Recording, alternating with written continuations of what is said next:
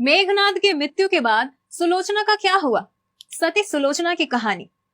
ऐसे तो हमारे हिंदू सनातन धर्म में औरतों को देवी समझकर पूजा की जाती है, लेकिन बदलते समाज के साथ परिभाषाएं भी बदल गई। आखिर ऐसा क्यों और क्या हुआ? क्या कभी किसी ने ये जानने की कोशिश की ऐसा क्या कारण था कि उन युगों में स्त्री जाति को पूजा जाता था? क्या उस समय की स्त्रियां सच में देवी होती थी, या उन्होंने कुछ ऐसा किया जिससे समाज में औरतें पूजन योग्य बन गई? चलिए आपको आज एक ऐसी ही नारी से मिलवाते हैं जिसने अपने कर्म से अपने कुल की परिभाषा ही बदल दी। दोस्तों, हम अपने इतिहास के पन्ने अगर पलटे तो क्या मिलता है देखने को? हमारे हिंदू धर्म के योद्धाओं की शौर्य गाथाएं, वीर महापुरुष और कई ऐसी कहानियां जो ये साबित करती हैं कि कितना महान रहा होगा हमारा पुरातन इतिहास, जहाँ के सिर्फ पुरुष ही नहीं, स्त्रियों की भी महानता की कहानियां बच्चों बच्चों को जुबानी याद है। फिर चाहे वो रामायण की सीता माता हो, या महाभारत के द्रौपदी, या फिर कलयुग की लक्ष्मीबाई। दोस्तों, रामायण किसने नहीं सुनी? हिंदू धर्म में शायद ही कोई ऐसा होगा जो रामायण के पात्रों के बारे में ना जानता होगा। और आज भी जब स्त्री धर्म, पतिव्रता नारी या नारी के गुणों की बात की जाती है तो हम हमेशा माता सीता को ही याद करते हैं।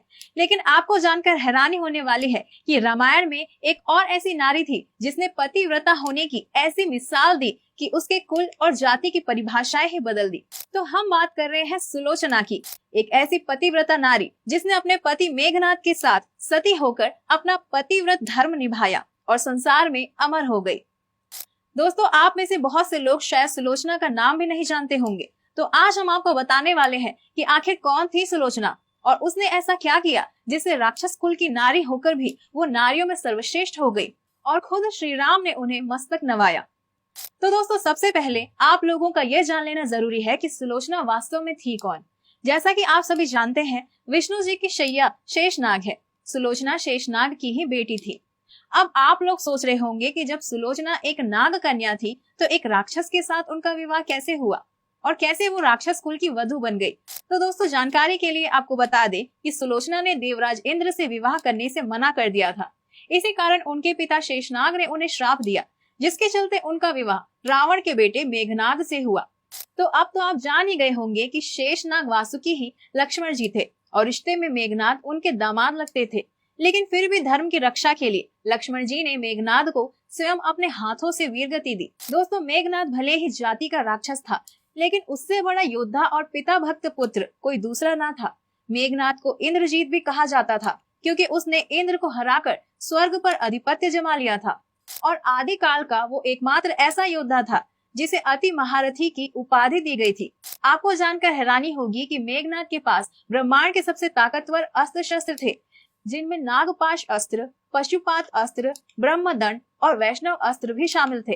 अगर मेघनाद अधर्म के साथ ना होता तो भगवान राम और वीर लक्ष्मण के लिए भी उसे हराना नामुमकिन ही था। आप सभी जानते ही हैं कि मेघनाद ही वो योद्धा था जिसने श्री राम और लक्ष्मण जी पर नागपाश चलाया और उन्हें मूर्छित कर दिया और लक्ष्मण जी को भी अपनी शक्ति से बेहोश कर दिया था। हनुमान जी की सहायता से ही नागपाश काटा जा सका और संजीवनी लाकर लक्ष्मण जी के प्राण बचे। दोस्तों, मेघनाद भी अपने पिता की तरह स्वर्ग विजेता था और युद्ध के तीसरे दिन ही मेघनाद को ये पता चल गया था कि राम और लक्ष्मण स्वयं भगवान है और मेघनाद का अंत निश्चित है। लेकिन फिर भी पिता की आज्ञा को शिरोधार्य करके उसने युद्ध में मुक्ति पाना ही उचित समझा और युद्ध में लक्ष्मण जी के हाथों मारे गए। युद्ध में आखिरी बार जाते हुए सुलोचना और मेघनाद दोनों ही जानते थे कि वे दोनों फिर नहीं मिलेंगे, लेकिन सुलोचना ने अपना नारी धर्म निभाते हुए अपने पति को वीर तिलक लगाया और उसे युद्ध में जाने दिया। दोस्तों, आपका जानना जरूरी है कि मेघनाद का वध सिर्फ लक्ष्मण जी ही कर सकते थे। तो जब वो उससे युद्ध के लिए जा रहे थे तब राम जी ने उन्हें हिदायत दी कि मेघनाद एक शूरवीर योद्धा है, तो ध्यान रहे कि उसका सिर जमीन पर ना गिरे। तो लक्ष्मण जी ने जब मेघनाद का सिर काटा तो उसे लेकर श्री राम को सौंप दिया। श्री राम सुलोचना को ये बताना चाहते थे कि मेघनाद वीरगति को प्राप्त हुआ है, इसलिए उन्होंने मेघनाद की एक भुजा काटकर सुलोचना के पास भिजवा दी। सुलोचना को जब पति की मौत का पता चला तो उसे विश्वास ही नहीं हुआ, तो उसने उस कटी हुई भुजा से युद्ध भूमि में जो कुछ भी हुआ वो सभी और अपने पति की मौत का सारा वृत्तांत उस भुजा से लिखने को कहा। तब मेघनाद की कटी हुई भुजा ने सुलोचना को युद्ध भूमि पर हुई सारी घटना लिखकर बता दी कि हाँ प्रिय, ये मेरा ही हाथ है और लक्ष्मण जी के हाथों मुझे सद्गति प्राप्त हुई है और मेरा शीश श्री राम जी के पास सुरक्षित है। उन्हीं के चरणों में रखकर लक्ष्मण जी ने मुझे मुक्ति दी है। तब सुलोचना वो कटी हुई भुजा लेकर रावण के पास गई और रावण से कहा कि वह सती होना चाहती है, लेकिन अपने पति के शीश के बिना वो सती नहीं हो सकती।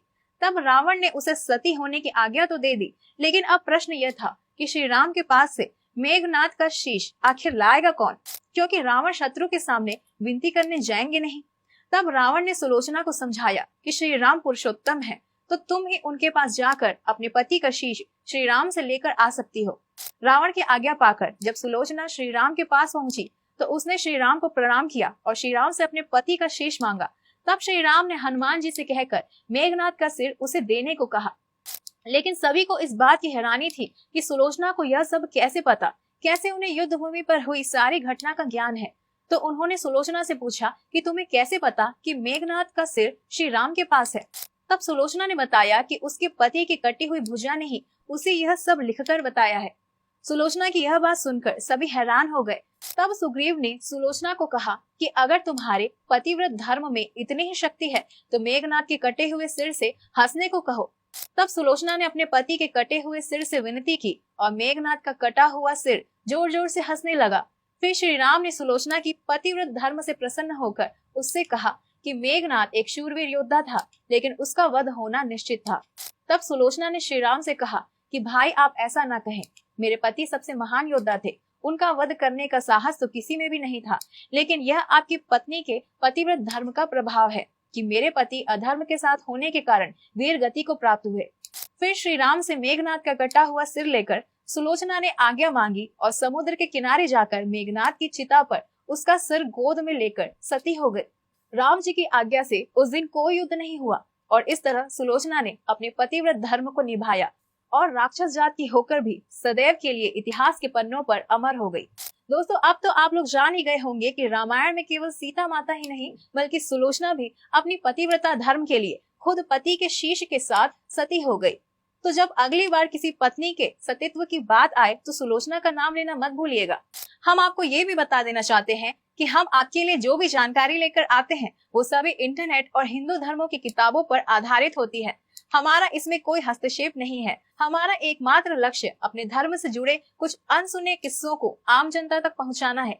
किसी भी धर्म या जाति की भावनाओं को ठेस पहुंचाने का हमारा कोई इरादा नहीं होता।